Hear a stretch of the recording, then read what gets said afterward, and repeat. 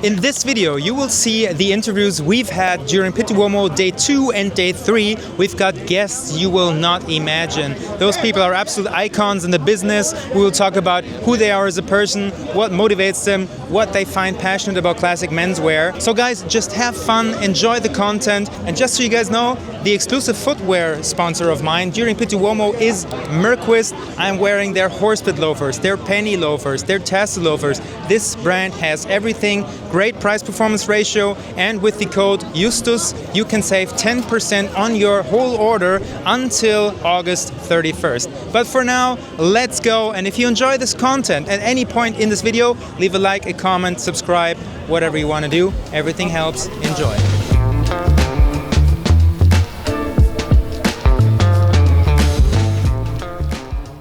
There are three great things stemming out of Australia. Number one, Alexander Volkanovski. Number two, Steve Irving. And number three, Informale. That's Steve Calder from Informale. Oh my God, what a hell of an intro. Thank you. Do you know Alexander Volkanovski? You heard of him? No. No? Two-time featherweight UFC champion. Anyways. Did he lose to me? Lose to you? We can he try. We will send him a DM and let's see. You do the brand Informale. How did you get to this? Like, it's a great aesthetic. How did everything start? It started when I was 15 years old, and my parents wanted me to get a job. So my dad got me a job at a small, very cheap menswear store out in the outer suburbs of Melbourne. And it kind of snowballed from there. Went into tailoring, started my own company, grinded from nothing, and then as I was doing the sartorial thing, my wife and I saw this need for something a bit more casual, still sartorial, but a little bit more casual. Mm-hmm. And at the time we were making our suits handmade in Naples. It was beautiful stuff, but it was a very niche market in Melbourne. So we had this idea, let's make a pair of trousers, linen, comfy, locally, make it in Melbourne, ready to wear, and see what happens. And from that one pair of pants, everything else came after from Informale. Wow, but did you sell only in Australia, or was it worldwide right away? Like, how did it pick up the pace? Out of necessity, I had to pump the Instagram. Mm-hmm. So luckily I had a small following of kind of global reach. Most of our orders local, but we had a few really strong loyal clients early on from overseas. Okay. Which area was that? Sweden. Sweden, okay. America, of course, and England and France. Did you know from the start you will succeed, or if you say you and your wife you did it together, like it seems like it was like kind of an investment, either time-wise, money-wise. Like, did you know this would work, or was there doubts? We didn't actually launch the brand with this dream of having a whole wardrobe and a global clientele and stock us all over the world. We started really small, and our mindset was quite small. And at the time, we didn't really have money. So when we launched the first 30 pairs of trousers, we took pre-orders because we were like, how are we going to actually pay for this first run of pants at our workshop? And luckily, we had enough pre-orders to pay for the first run in full. Wow, so it is a family business? Is it just you two? I heard there's a Thomas around as well. How many people are involved? Thomas is the best. Thomas is standing behind the camera right now. We have a good team. We have about 7 people on our team, including my wife and I. It's been growing quite a lot. So. It's an interesting balance to now, for me, going from just being my own boss and working solo with my wife to now managing people.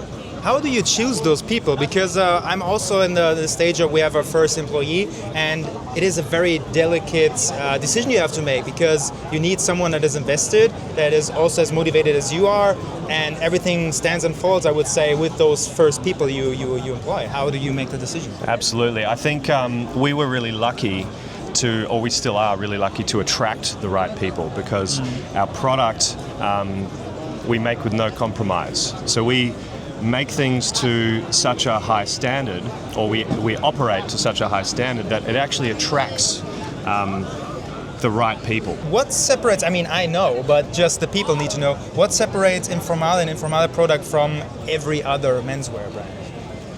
First, the made in Melbourne aspect. Everything made in Melbourne? Okay, everything we do is made locally in Melbourne. No one else is really doing that. So the methods that our workshops use, even the sewing machines that they use, will be different to most of the large-scale factories that other brands are using. So from its essence, from its creation, the product is already quite unique. Also, I think our mix of military, workwear and tailoring in a very kind of understated way, I believe not many brands around are doing this. And I think what makes us truly unique is we start from the workwear aspect, the utility aspect, and we push it up into the tailoring realm, where a lot of brands start with like the fine sartorial sewing machines, and they start from the tailoring world and they're trying to push it down into casual, which I think is a little jarring. If you go to the Informale website, you first get into the topic, it can be overwhelming. What do you think is the first product one could, should, needs to get the most out of in terms of styling? Yeah, which one would that be? Don't ask me that question, bro. They're all good. Okay. Okay, so for summer it has to be the linen set that we do, the linen work shirt. It's a 1950s French factory workers shirt, and linen, unlined, beautiful, and the matching drawstring linen trousers for summer. For winter, it has to be the heavy moleskin chore jacket and the army chinos. Those two combinations, summer and winter, will take you through any occasion with anyone doing anything. Guys, substance, craftsmanship, quality, and a passion, and of course a bit of sprinkle of Australian craftsmanship into it. That's what Informale is all about. Check the website out, check this man out. Everything is consistent, it's just fun following, and of course the products are worth it. Thank you. Thank you so much. Appreciate your time.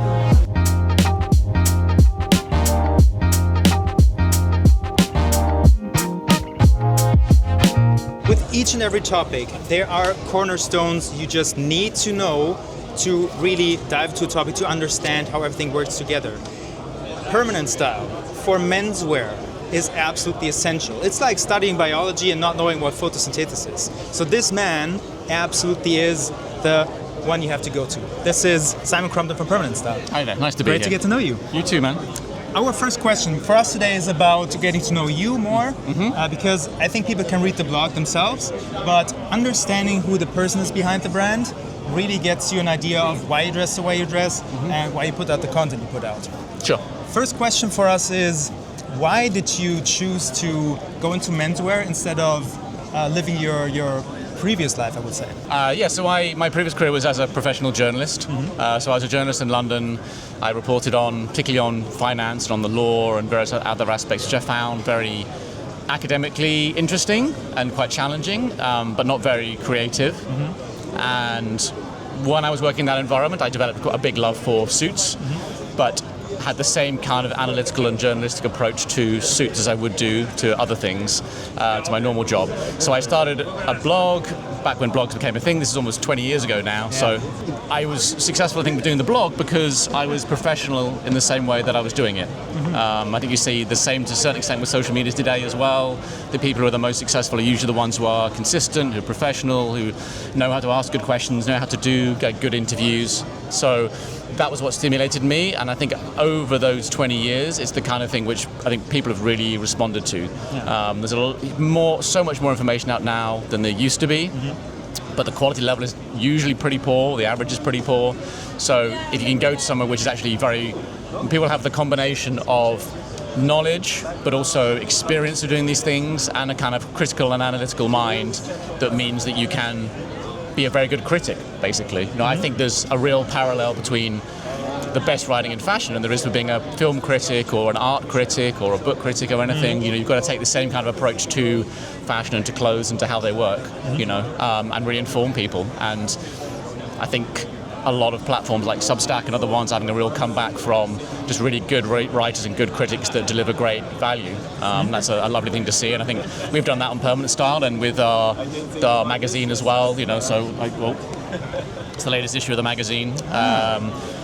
With the magazine, we'll be able to do that even more because now we can do really long features, 3,000-4,000 words. We can commission photographers to go to people's houses and really get in-depth pieces, which again, the world of kind of social media and a lot of other things online doesn't really ever get to. Interesting. When was the point you really went into the startup Permanent Style? When was the point you really transferred from, like I said, your old life to pursuing that new career? What happened? It was a transition over a period of about 4 or 5 years. Okay. From a personal point of view, it wasn't an easy thing to make a big jump. I think people like the story way, like you just wake up one day in the morning, you realize that's what you can do for the rest of your life, and you go, no, I'm going to quit and I'm going to do this. Often it's not the case, and it certainly wasn't the case with me. Okay. I have 3 kids. I had 2 kids at the time. I had a mortgage. I wasn't about to go and to start a blog with nothing. So the 2 of those things, my day job and the blog, kind of ran in parallel for a long time. But eventually the blog was big enough. We had enough support from the brands and the people that we write about that we could do it. I could do it full time. And then, that was 10 years ago now, and it's grown hugely. There's now a team of 3 of us full-time in London. We have 3 other part-time people, publish the magazine, we do our events, showrooms, our own products as well. So it proved to be the right decision, but it wasn't one that I made on the spur of the moment. I can imagine. Always looking back to it, it's easy to say it was good that I did it, but yeah, really doing that jump, that really getting from having a classic paid job to being freelance, it's a whole different story. Why do you decide to keep writing in a world where video gets even more traction and attention? I guess I'd say it's first of all about long form rather than short form, and that could be long form video or it could be long form writing. But I think I've always liked long form, let's take writing for example, because you can get so much more depth.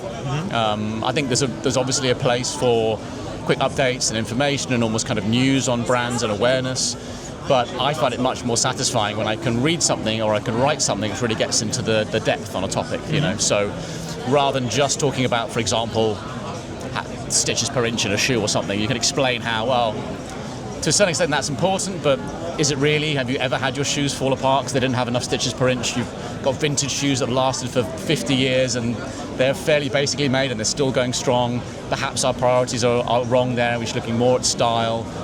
Why do we look more at things like stitches per inch rather than the actual style of a shoe? Well, one obvious reason is because it's a much easier thing to analyse. You can put a number on it. You can't put a number on shoes, and there's a lot of guys who get into clothing who really want kind of rules and structure and numbers because it's an easier way to understand this stuff, where actually fashion is a lot more creative and harder sometimes to break down in that way. What is your favorite part about writing? Is it like getting into a flow, or is it like reading the full piece afterwards, or what's the favorite part in the whole process? Good question. I think probably says something fairly good about me, that my favorite part is actually like doing the writing and finishing a piece I'm happy with rather than seeing the reaction online. The reaction online from people is great, and you want to see good comments, people say how much they value it and what they've got out of it, and we have an amazing comment section, a really good value, which adds a huge amount to what we do. But if I can doing a kind of very well written piece which I feel is fast-paced, entertaining, punchy, but also has a lot of substance to it, is probably the thing I find most satisfying. And how did you find your voice in writing? Because that's, I think, the most important part about it. To be honest, I think it came basically from my background. Although I was a magazine editor, I ran teams of journalists, I've been a news writer as well.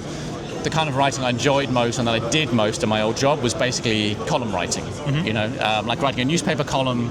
You've got 500 to 1,000 words to make a really interesting point, but also make it with some substance to not necessarily go explain every point, but allude to all the major points that people have got a rounded kind of opinion on something. And that, I used to write columns a lot, and really blogs are like that. You know, it's like a newspaper column. You've got to can't make more than 1 or 2 points, but you've got to make them really well and with substance so it stays with somebody. It's got to be really informative, but also entertaining at the same time. So I think my style basically came from that, and most blogs and articles, apart from the sort of long features in the magazine, most of those kind of articles are basically columns. Yeah, because I think, you know, if you have it's quite easy. People don't understand. It's quite easy to write like a long story, but to really like shorten it and get your character in and really make a good point is super difficult. Yeah, I think that's fair. Yeah, I think it's a real style to it, and I think that's why a lot of like really good columnists and writers have a lot of loyalty, a lot of appreciation from people who do them. One of the best dressed men in London and a great critic and restaurant writer was a guy called Adrian Gill. He was a big fan of Anderson and Shepherd. And his writing was always just fantastic. He would manage to really kind of accurately assess what he thought of a restaurant and also be incredibly funny and very personal at the same time, so you connected to him. To be quite cruel and cutting sometimes, but often with quite a light touch that meant you didn't really feel the person was going to be very offended. And it's really magic when someone can do that kind of tone well. As far as I know, I hope I'm not embarrassing myself, you don't have your own brand, your own apparel, but you work with other brands, you do collaborations.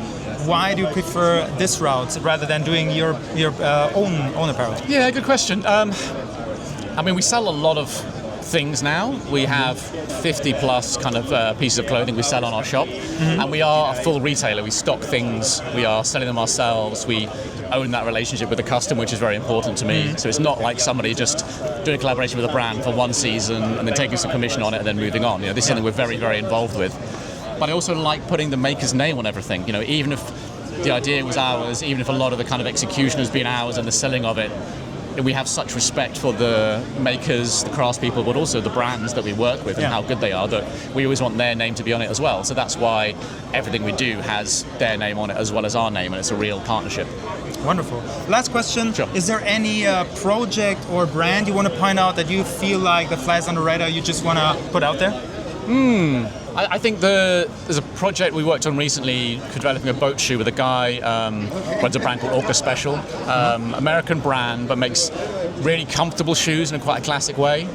So really good like foam in beds, really good structure in a shoe, but still quite classically styled. He used to be the head of footwear design at RRL and outerwear at RRL.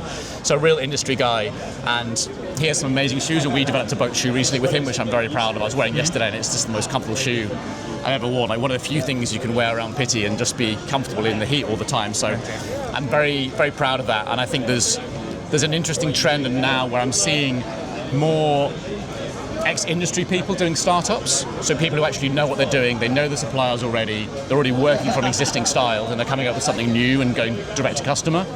Whereas I feel like 10 years ago, maybe 15 years ago as well, when I started, it was a lot of like young guys starting up. It usually be like two guys who decide to start their own brand, do their own thing. And frankly, a lot of those failed because they just didn't really know what they were getting into. It took them 2 years to find a good supplier, and then a year later they decided they wanted a different supplier anyway. And they had something they wanted to recreate, but they hadn't worn enough to know what they want to do that was new. So I really like this kind of trend of seeing these people these ex-designer people from big brands doing direct to customer. There's another shoe guy called Alessandro Gasparini who used to work with Dunhill and do all the shoes there, but now has his own brand, and they're really nice as well. So I think that's an interesting trend. Guys, there is so much more information we could talk about, but this man, of course, has a schedule as well. If you guys are interested, like I used to say, I take you from 0 to like 50%. If you want to take it even higher, this man is the absolute way to go. Like I said, the photosynthesis of biology, this man really shows you where the power comes from. Thank you for your time. Thank you, man. Pleasure. And see you around. See you later. Thanks.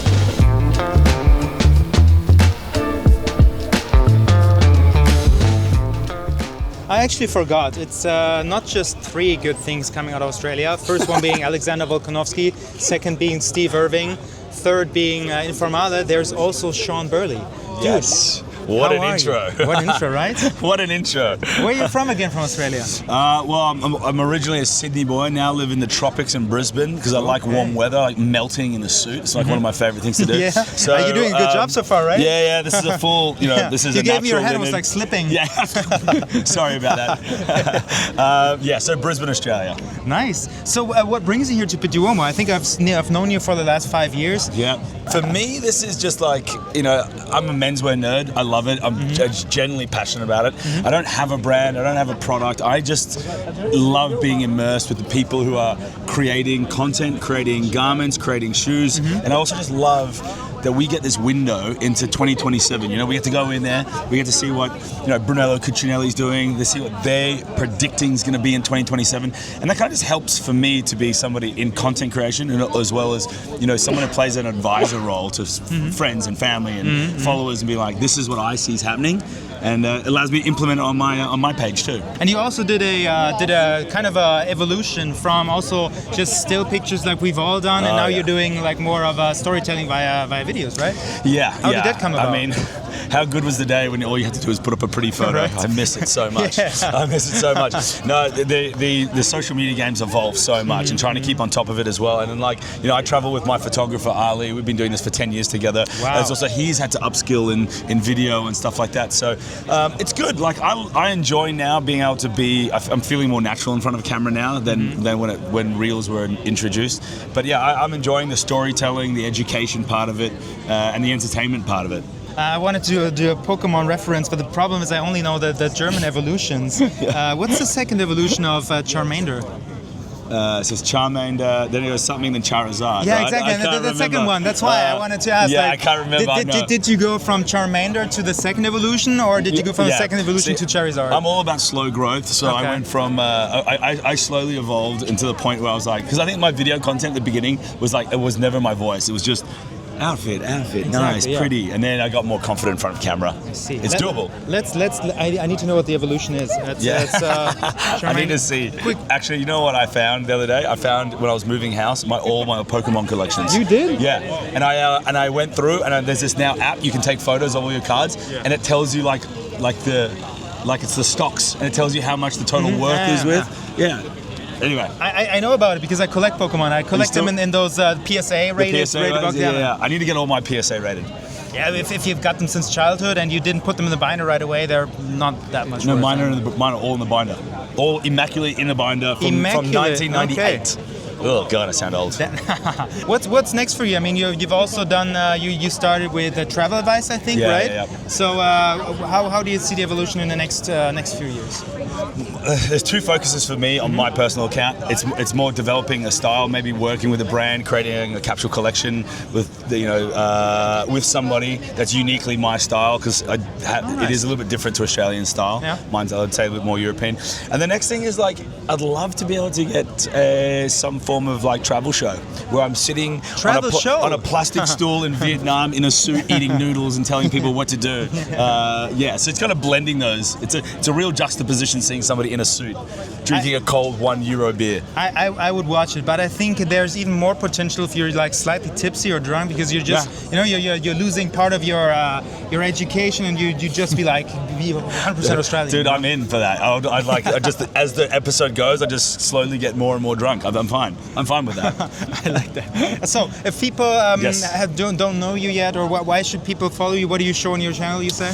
I really like to showcase sort of like the hidden gems of travel when it comes to like Milan and Asia. It's usually a locals guide. A lot of work's been done to deal with locals. It's not the stuff that you see on TikTok. It's not the stuff you see that is just consistently, perpetually being, viral videos of viral pizza. So we really try to get under the skin of each city, which is quite good. So that's fun. And then, of course, it's all the style stuff. I do a lot of education on like where the Napoli shoulder came, why I wear an unconstructed jacket, the difference between outfoot and inward-facing pleats. So it's more a simple education like that. Yeah. So they're the two things you can get from me. Sounds good. Sounds more like I can integrate you into the video because you do exactly what I do. But guys, he's my brother from another mother from Australia. So go give him a follow. Like I said, Alexander Volkanovski, Steve Irving, Informale, and Shaun Birley. Dude, kind words, man. So good to see you, dude. Good to see you too. Awesome.